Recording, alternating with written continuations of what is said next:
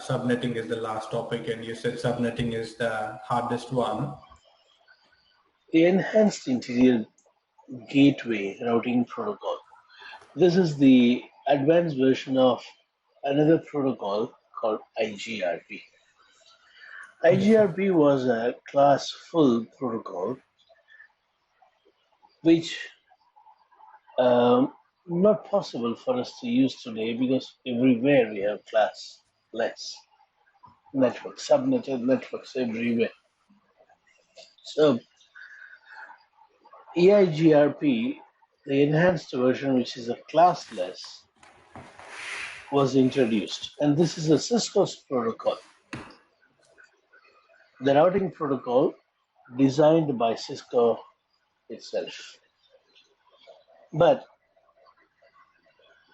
right now, EIGRP is also an RFC standard, which is also the industry standard, but no one is ready to use EIGRP in their products. Currently, it is found only in Cisco products, though it has made as a standard for others to use. Now, there are features that we need to understand about EIGRP. First is the advanced distance vector protocol. EIGRP is a distance vector protocol because when the routes are advertised, they are advertised with two things: the distance and the direction. Here, the distance is measured using two things like bandwidth and the delay. Whereas in RIP, the distance is measured using hop count. Metric of RIP is hop count. Metric of EIGRP is a composite value. Metric of EIGRP is a composite value. What are they? Bandwidth and delay. Two things. So EIGRP is a distance vector protocol because it is advertising the destinations, how far and in which direction. But it is not that simple as RIP. This is advanced. How? There is no periodic update. There is no advertisement periodically. Initially, when they form neighbor, the updates are sent. Later on, only the hello packets are sent between routers to form neighbor. Yes. In RIP, you have not heard about this, but in EIGRP, we see hello packets. Hello packets are sent between routers. There's a big difference between sending a hello packet and sending a metric, sending update. Sending an update means sending the complete routing table. In RIP, every 30 seconds, whether the change happens or not, every 30 seconds the updates are sent. The routing table is sent every 30 seconds. Whether there is change or not, the updates are sent every 30 seconds. Whereas in EIGRP, updates are sent only if there is a change. In RIP, sending every 30 seconds the update confirms that the neighbor is alive. In EIGRP, the hello packets that are sent every 5 seconds confirms that the neighbor is alive and the updates given earlier by the neighbors are still valid. Whenever you get update or whenever you get hello packets, this confirms that the update that is received earlier is still valid. So what I'm trying to say is EIGRP is a distance vector routing protocol, but it won't waste bandwidth and processor like a RIP. It won't waste bandwidth like RIP every 30 seconds, sending the complete routing table.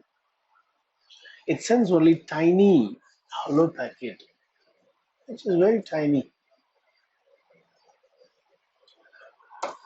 to maintain relationship and to discover neighbor and to re-establish neighbor. It's the hello packet that is used in EIGRP. We don't have hello packet in RIP. RIP never sends any hello packets. RIP never discovers neighbor.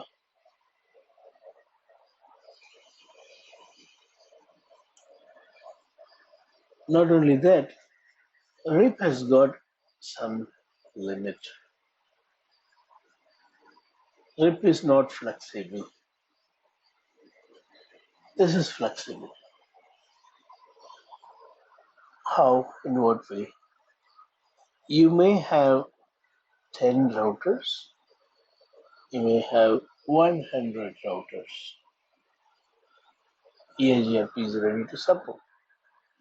You may have 10 routers to form autonomous system. You may have 70 routers to form autonomous system. Doesn't matter. EIGRP can support. You know about RIP. RIP cannot support more than 15 hops. You cannot tune RIP to support 16 hops. 16 is an infinite metric, not flexible. EIGRP is flexible. By default, 100 hops EIGRP can support. You can also make EIGRP to support up to 255 by just tuning one small command, max hop, 255, max hop. You go to router EIGRP mode and you type max hop command, that's all, max hop. So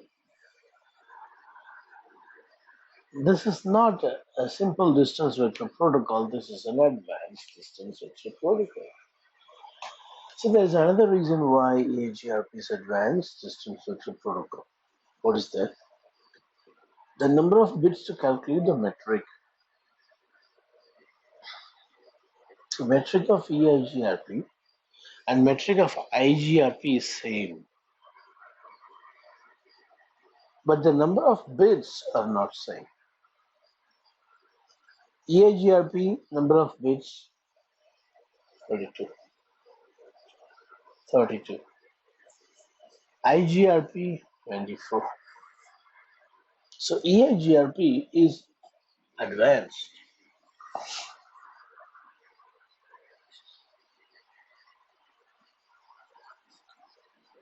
To determine the best route, EIGRP depends on the neighbor's update, but not completely, partially. For example,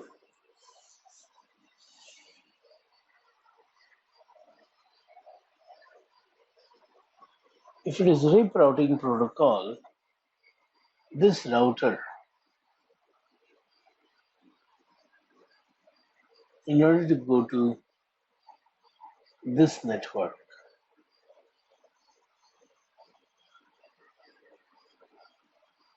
if it is RIP, the metric will be given by this guy saying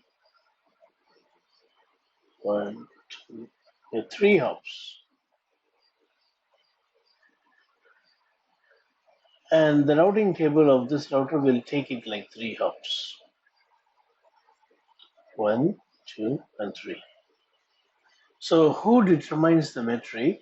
Neighbor determines the metric of this router. The neighbor router determines the metric of this router. Whereas in EIGRP, it's partial, meaning this will say, hey, for me it is, let's say 10. 10 is the metric. Here 10 is not the hop count. 10 is a composite value calculated using bandwidth at delay. So this router says for me 10. It won't say for you 10, it will say for me 10. And now what this router will do, okay, if it is 10 for my neighbor, between me and my neighbor is 2, so for me it is 12. So the metric of this router is calculated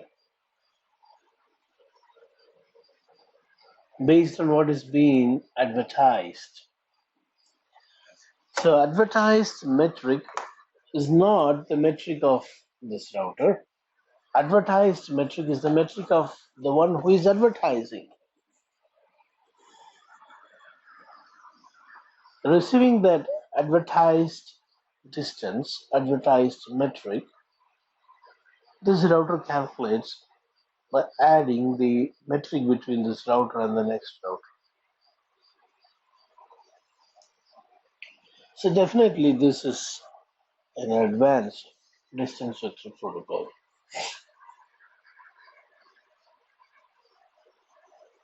When I was covering this topic, advanced distance vector protocol, I also covered now flexible network design, partial update. These points are over.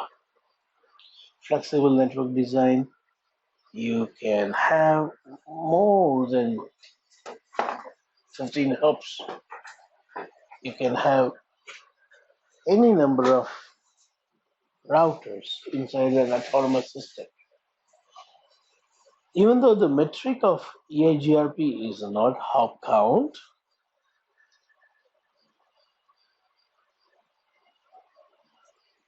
but still there is hop count consideration when it comes to the maximum number of hops that is supported. Maximum supported is by default to 100, and you can tune it and make the router to support up to 255.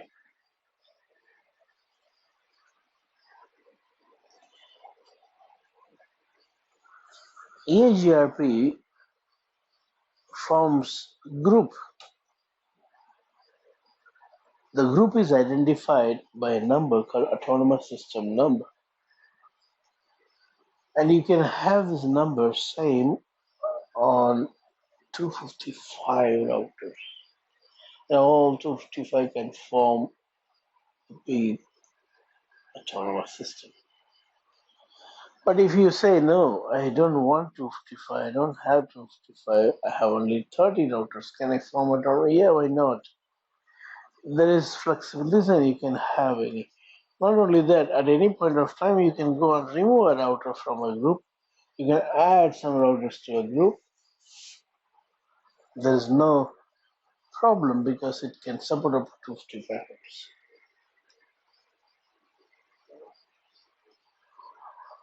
The updates are partial and trigger update. As soon as the change happens, the change is notified to everyone as trigger update. Not the entire routing table is sent, only the partial update, only the change. Whereas in RIP, when a change happens, immediately the complete routing table will be sent by the router. See, in RIP there is periodic update, no doubt. On top of that, trigger update is also available. Whenever change happens, the complete routing table is sent.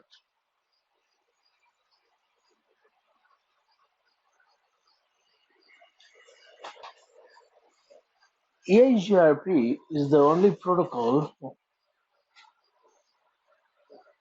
that maintains a backup route in its database called topology table. The backup route.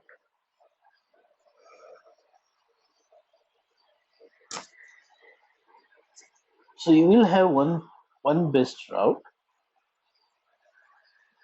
in the topology table, and you may have one or more alternate paths. As a result, when a best route goes off, when the best route gets broken,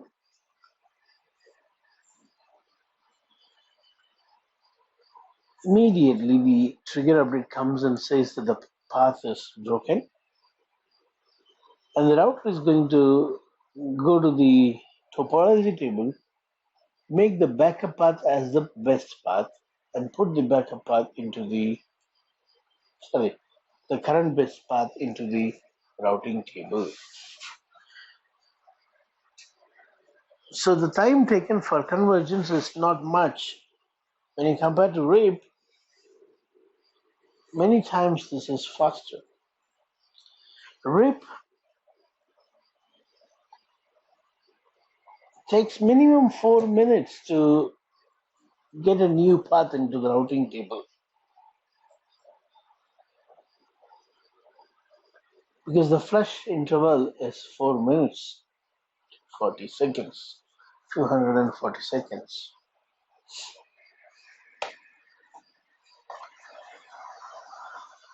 So the backup path that is there in the topology table helps to bring an alternate path immediately to the routing table whenever there is a change in the primary path. This makes this protocol to be a fast convergence protocol.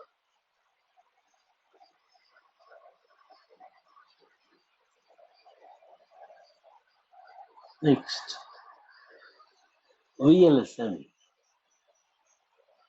When we learned subnetting, we learned VLSM as the last topic. What is it? We have many departments, but not all the departments will have same number of IP address requirements. Depending on the requirement, we do subnetting. For each department, we do a separate subnetting. As a result, we get different mask, different prefix length. We get different prefix length.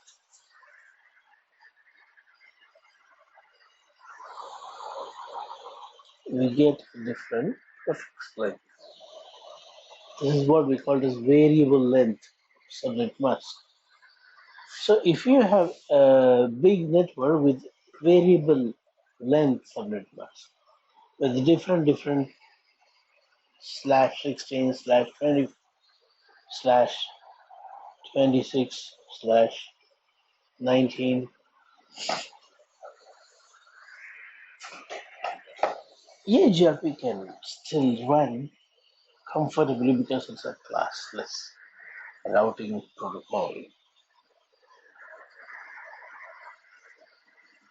So it's a classless routing protocol that supports VLSM.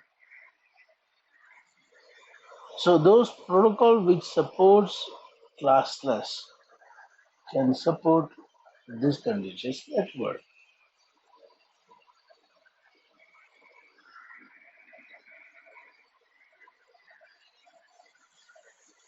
see this, the fifth point, it supports multiple network layer protocol. EIGRP is not only for IP, you also have IPv6 version of EIGRP. You also have another EIGRP which is Apple Talk version. You also have another version of EIGRP which is IPX version. In simple, what I want to say is it's not only one EIGRP that is being altered to support IPv6, Apple Talk. No, it's not like that. For every network layer protocol, there is a separate algorithm. There is a separate EIGRP. For IP, you got separate package. You go and enable EIGRP by using this type of simple command. Do we have a command here? No, not in this chapter. We'll be seeing those configuration part in the next chapter. What I'm going to say is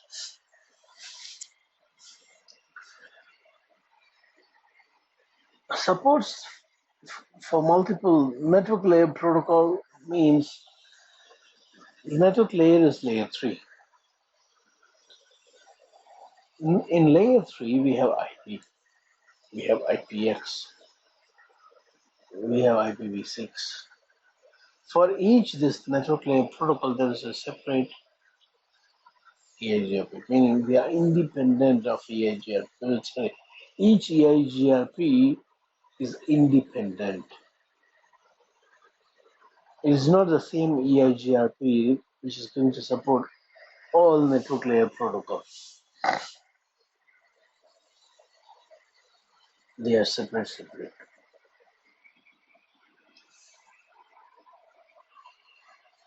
Now on the right side, second point.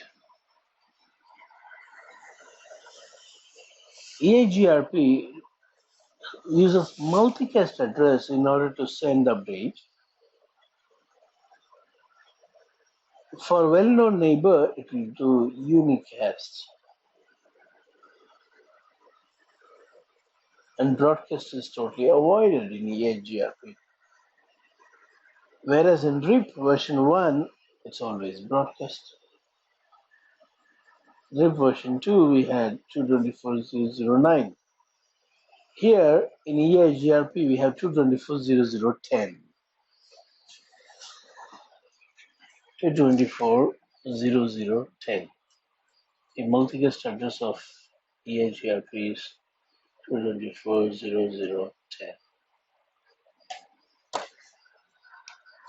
Unicast, unicast is the address of a neighbor that is already there in the neighbor table. Neighbors are discovered using hello packets. When an update is only for one particular neighbor, then unicast is used. If the update is common for all neighbors, then multicast is used.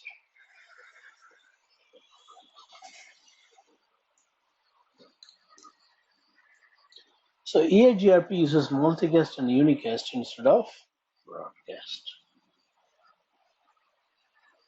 Next. EIGRP supports manual summarization at any point. Manual summarization.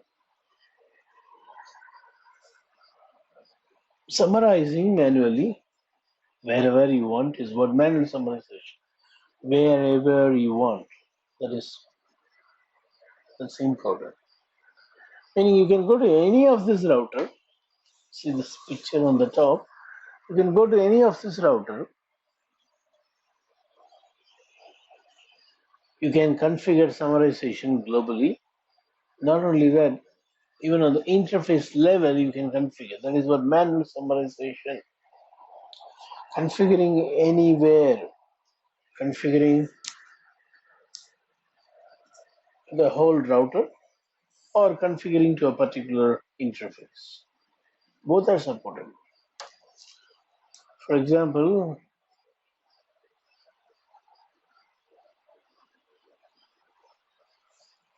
if I have 3 neighbors, there are many subnets coming from here, many subnets. I want this neighbor here to get all the detailed routes, and I want this neighbor here to get only the summary route. So I'll not be doing global summarization. I'll just go and do manual summarization on this port. I'll say whenever you send update on this port, it should be summarized. Whereas on the other ports, they are detailed update, clear update, detailed update. So for one particular neighbor, if you want to do summarization, for the rest you do not want to do summarization, it is possible. Manual summarization helps you to do that. Manual summarization is summarizing under the interface for one particular neighbor. That's manual summarization.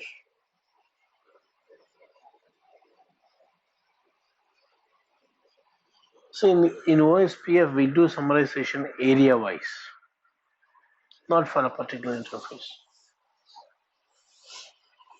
Only on ABR you can do summarization in OSPF. ABR is a router which is between areas. Here we don't have areas in EIGRP. So summarization is done anywhere. That is seen here as a positive thing. Here they say manual summarization at any point. According to me, it's not a good point. If you do summarization anywhere that you like, then if someone is troubleshooting your network, they will not know where you might have summarized. So they need to go and check every router to see where the summarization is done. Whereas in OSPF, you have one particular place where we do summarization, which is an ABR router. Everyone will know that summarization, if enabled, it should have been enabled on the ABR. Whereas in EIGRP, you can do summarization anywhere. So definitely for the troubleshooter, it's going to be a challenge.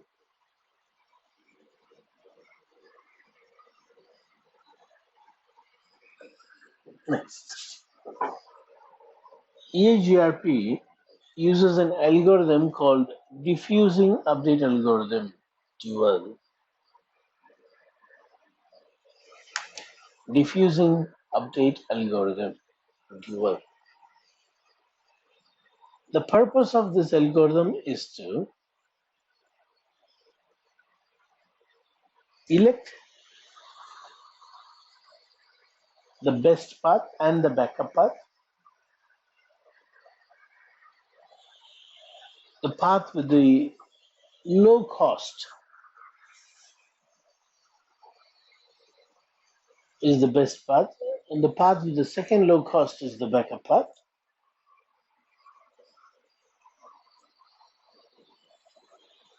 So not only just based on the metric, it is also going to be based on the loop free.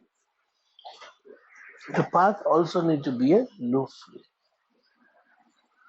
So in dual algorithm, there is a condition. Only if that condition is met, the backup path is selected. This is how the loop is prevented. So in short, what I want to say is dual algorithm is responsible for electing a loop-free best path.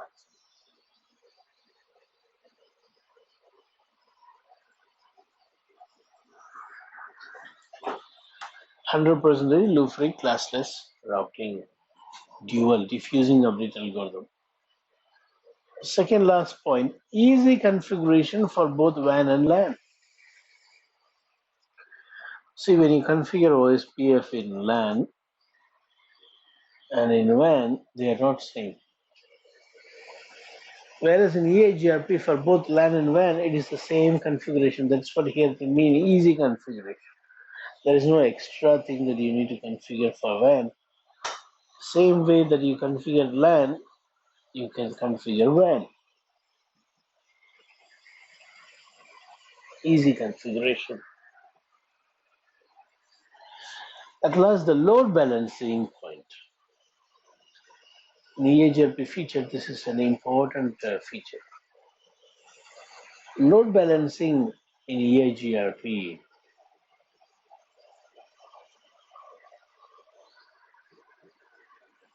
Like every other protocol, EIGRP supports equal cost load balancing.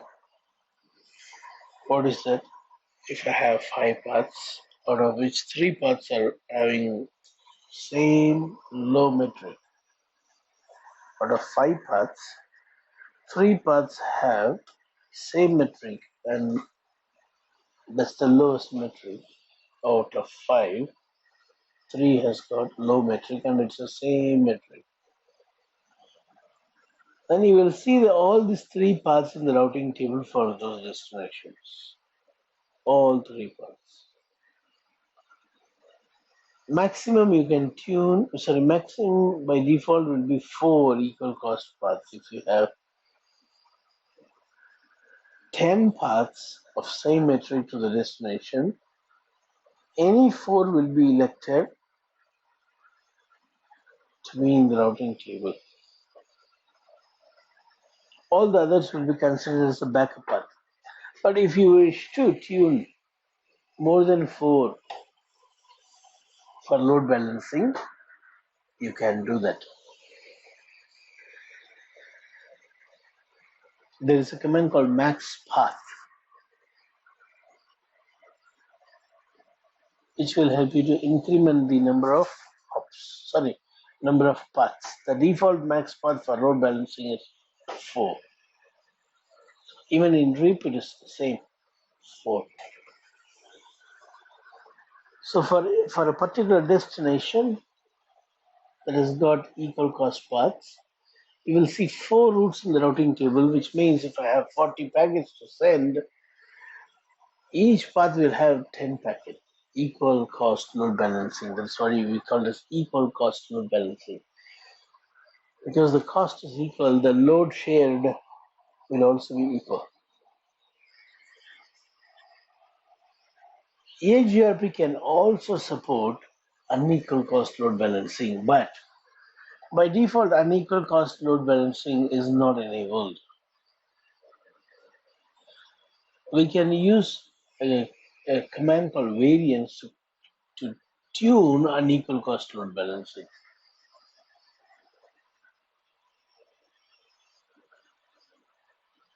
Unequal, meaning what? The cost is not same, but you do want to have them as the best path. The cost is not same on all this, let's say 3 links to the destination. Cost is not same, but you know that this 3 link can take you to the destination and you want to make use of all 3 paths. You can definitely very well configure variance so that all 3 paths will be used according to their capacity. Very important, according to their capacity. For example, if I have one path with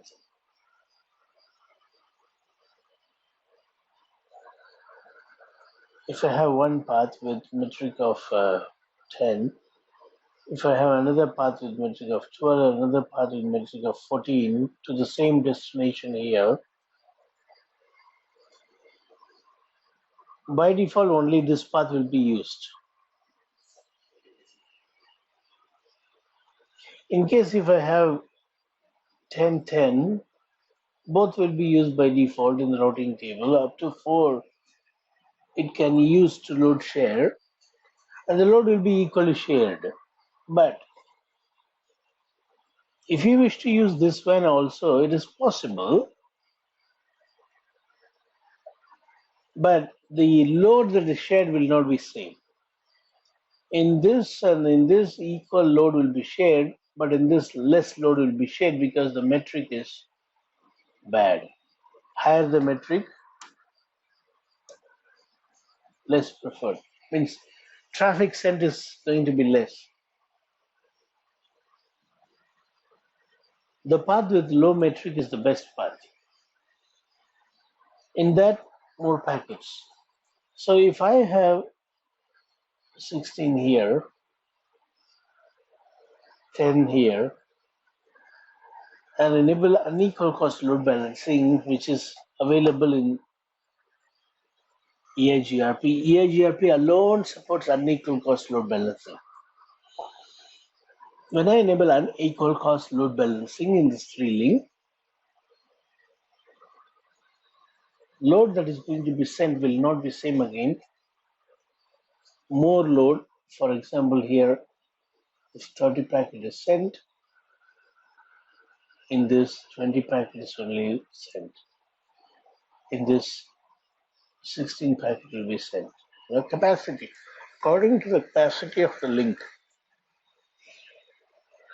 When there is more bandwidth, cost will be less. Which means this is the link which has got more bandwidth, so more traffic. See, calculating how much of traffic to send is automatic. You don't need to worry. According to the capacity, the load will be shared. It's taken care by EIGRP itself.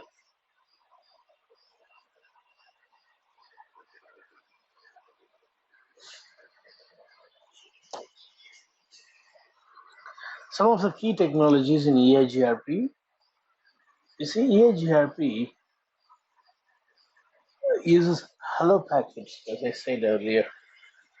It's a tiny packet that is going to introduce the routers to other router.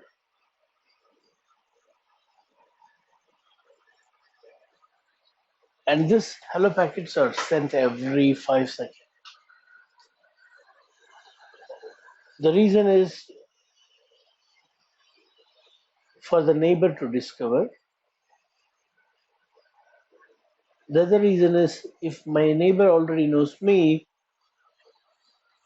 as I send the hello packet every 5 seconds, my neighborship is getting renewed. The relationship is getting renewed. That's what here it means, neighbor discovery and recovery.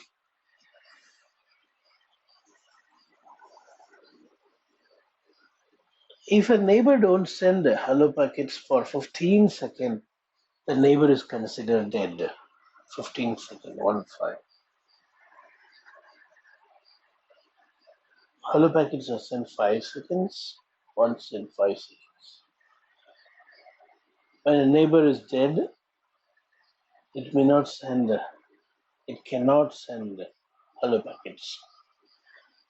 So when hello packet is not sent for 15 seconds, the other routers will understand that this router is dead. See, EIGRP is one of an IP protocol, network layer protocol.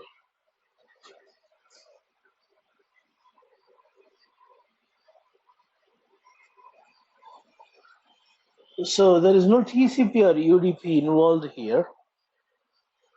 To provide reliability, EIGRP has got its own protocol called Reliable Transport Protocol, RTP. Using this only, it guarantees that the updates are delivered to neighbor.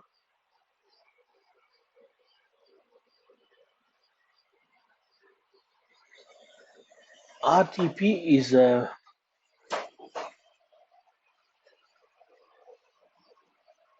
is also another protocol called real-time protocol. Should not get confused with RTP real-time protocol and this EIGRP's RTP. When you enable EIGRP, this reliable transport protocol gets enabled. The other RTP is called real-time protocol. It's a voice protocol, no way related to EIGRP.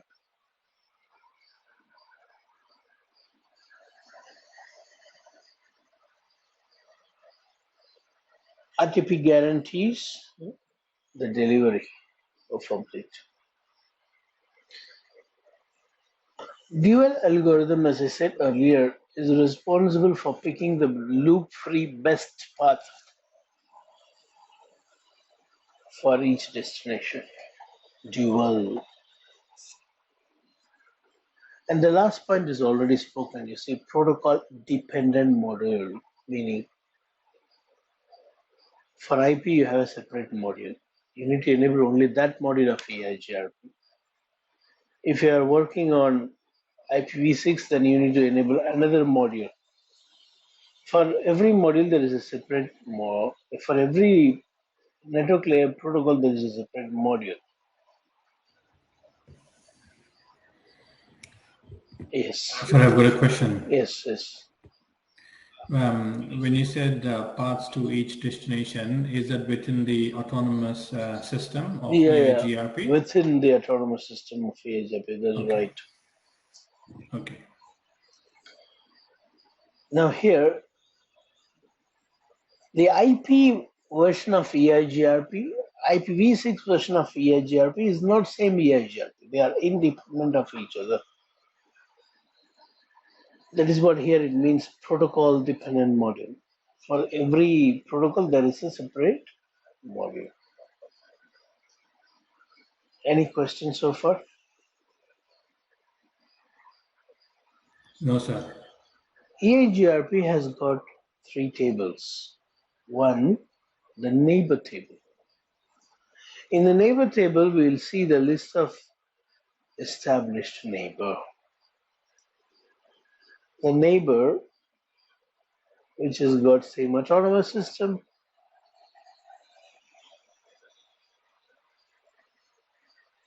and same subnet, only can form neighbor. The neighbor table will have list of neighbor and the interface via which the neighbor is attached. EIGRP also maintains topology table where you will see for every destination advertised distance and feasible distance.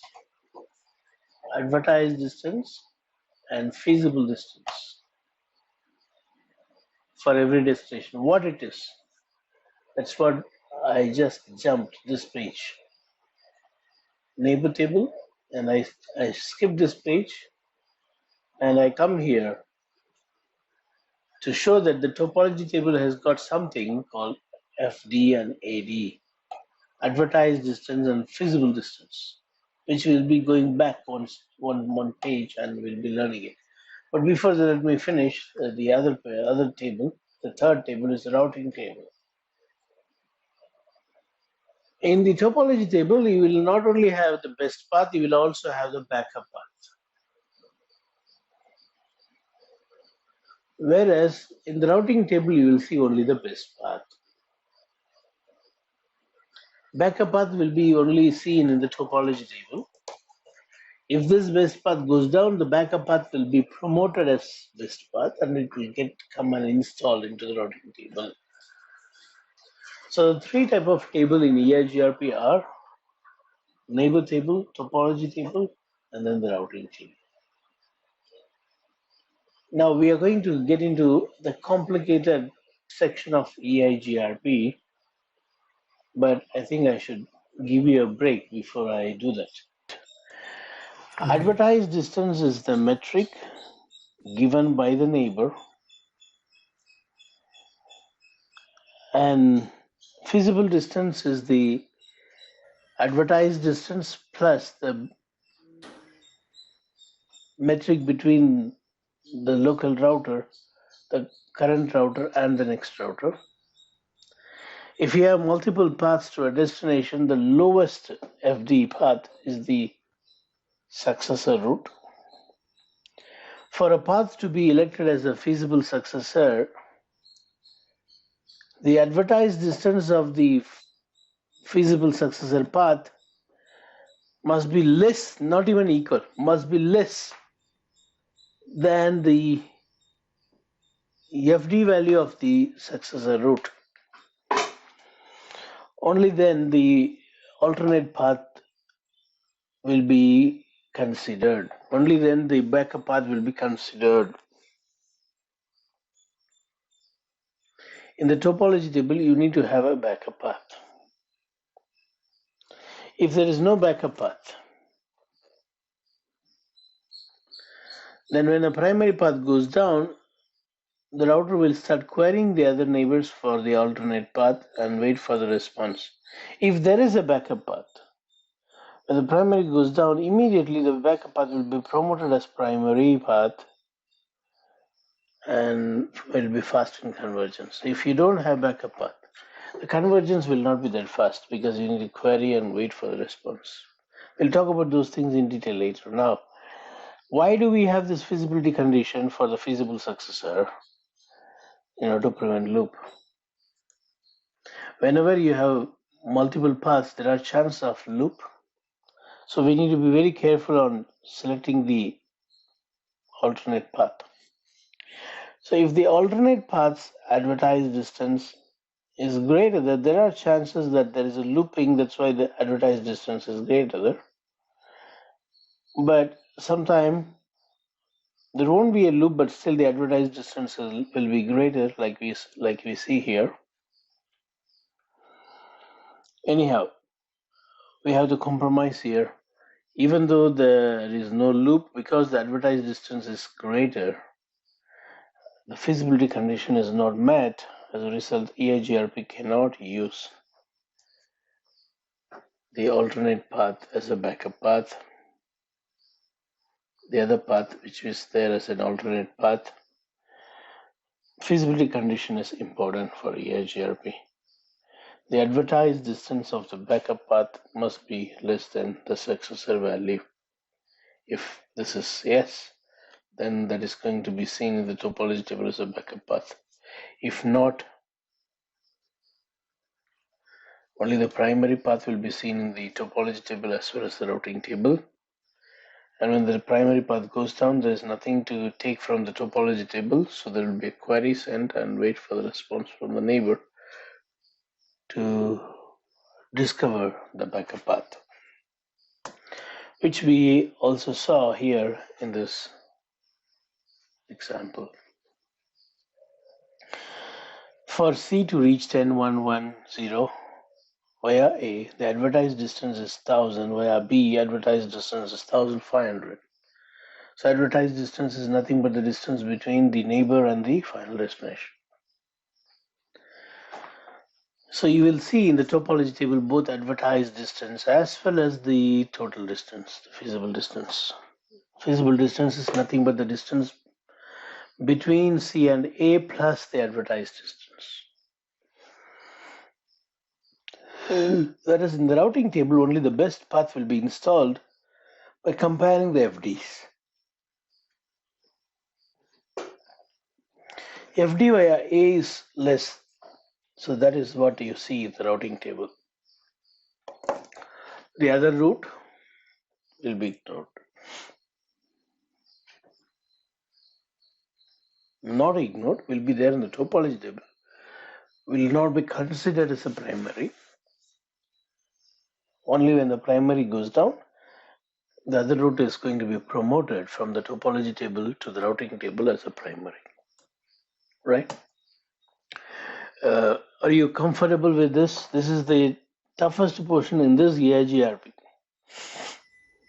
There are a few more things coming. It's clear. For the beginning level, this is the toughest one. Right? It's clear, sir. All right. Shall